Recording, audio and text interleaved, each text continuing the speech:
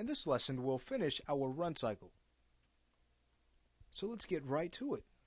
After we're done animating the hoses, we'll go back and look for other areas we may want to touch up before we call this done.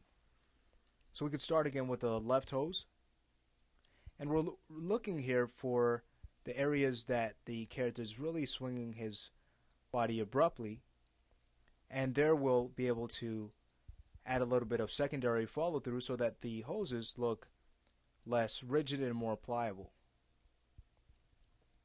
So starting out, as the character throws his body here after frame 12, what we could do is on that frame we'll press Shift W and Shift E to lock in our translate and rotate values. And let's say about 3 frames after, so the character swinging his body to his right, we can work on moving our control to the left for follow through there. And then 2 frames after that, we'll just bring it a little bit more to the right. 2 frames after that, a little bit more to the left. Not much at all, because it's not that pliable. And then on frame 1, we can get closer to a 0 value. Okay. So here's what we have if we were to look at this. And what we can also do is possibly add a little bit more towards the beginning of the animation as he swings his body to the left. So let's go ahead and look at this. On frame 4, we can go ahead and bring our value a little bit more to the character's right. And then on frame 6, a little bit to the left. Not much. A couple of frames back, just slightly to the right again. And then back a little bit more to the left on frame 10. So here's what we have now, adding this. We're going to hide our curves and look at this. Great, so now we have our hoses here really adding that much more to the animation. A nice secondary effect. Okay, so with that now done, let's go ahead and bring our attention to the right side. Okay, so selecting the control here. As the character is, again, swinging his body to the left, we can add a little bit more of an offset here by going to frame 3 and starting to add a little bit of follow through, bringing the control more to the character's right. And then 2 frames after that, we'll bring it a little bit more to the left. We don't want to add too much. I think on frame 3 that might be a little bit too much to bring it to the right. And then we could probably bring it a little bit more to the left on frame 5. And then on frame 7, bring it a little bit more to the left or right. Then frame 9, we can straighten it out. Great. And as the character prepares to throw his body now to the right, what we can do here is at about frame 11, we'll add a pose where the control is set to, let's say, 0.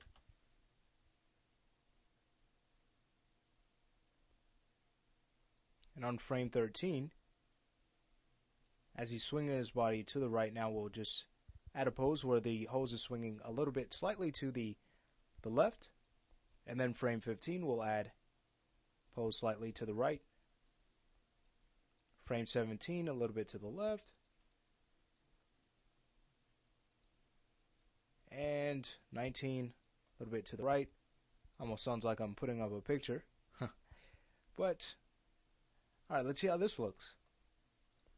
So if we were to hide our curves and view this, you can see Alright, notice how much more the hoses have added now that we've added a little bit of follow through to them. Great. Well, so now that this is done, let's go ahead and look for some areas that we can possibly adjust. One in particular I think we can fix is with the leg. Okay, notice how we're getting some intersecting through the floor. At times when looking at games, you will see that from time to time, but this we do want to fix because it looks like the character is not necessarily running but walking here. So we'll make sure we fix this. So we'll show our curves, we'll select the foot control, and we'll go to our translate Y. So we want to bring this up. And we want to do that at about frame 14. Just bring this up some more. Okay, so I brought this to, if we like, we can bring this to a value of 24.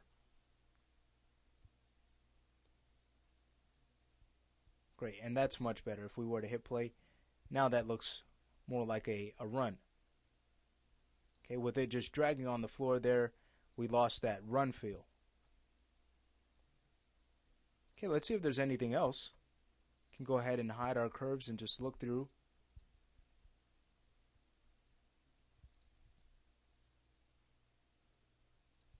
I like the swing back on the right arm. I think we could add something like that to the left arm.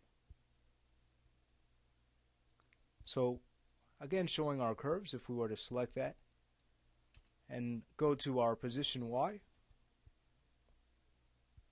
what we can do is add a little bit of delay here so that the arm doesn't reach its height on frame 12 but a few frames after. So let's bring this back. Let's see how it looks on frame 14.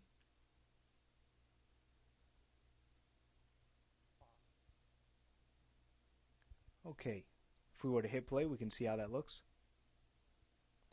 We want to make sure that it's not coming up too high.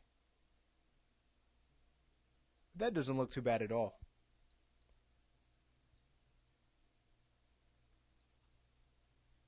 Okay, now with that done, again we can hide our curves and just look at other directions of our run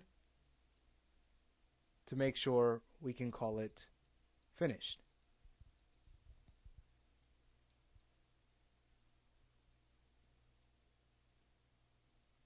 Alright, and I think that that's everything. Everything else looks great.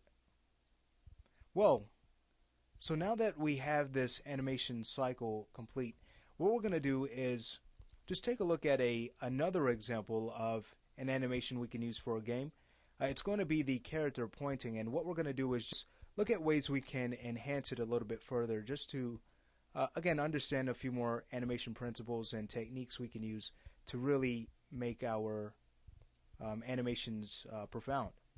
So that finishes our run cycle, and that also finishes this lesson. And in the next lesson, we'll get right into that example for the next animation.